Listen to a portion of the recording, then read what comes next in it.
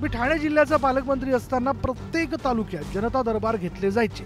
आता पालघरमध्ये, त्यानंतर नवी मुंबई आणि ठाण्यात जनता दरबार पार पडले। सर्व जिल्ह्यात, सर्व तालुक्यांमध्ये मी जनता दरबार घेणार आहे।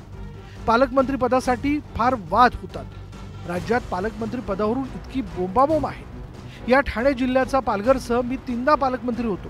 त्या पालकमंत्री मंत्रिपदाचं कौतुक मला नाही, अशा शब्दात गणेश नाईकांनी जोरदार राजकीय बॅटिंग केली। या जिल्ह्याचा मॅक्झिमम कालखंड सिनियर पालकमंत्री हा गणेश नाईक होतो। 15 वर्ष कोणी पालकमंत्री नाही झालेला आणि भविष्यकालामध्ये होईल की नाही मला शंका आहे। काय बोलतो मी?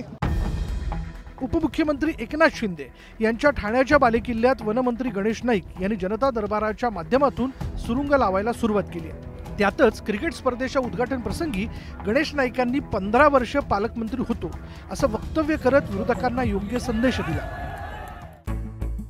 ठाणे जिल्ह्यावर राजकीय वर्चस्व मिळवण्यासाठी शिवसेना आणि भाजपमध्ये एक प्रकारे राजकीय स्पर्धा सुरू झाली आहे। आता आगामी महापालिका निवडणुका कोण जिंकतं यावरून ठाणे गणेश नाईकांचा बालेकिल्ला आहे की एकनाथ शिंदेंचा, या प्रश्नाचं उत्तर मिळणार आहे। Bureau report, news 18 Lokmat.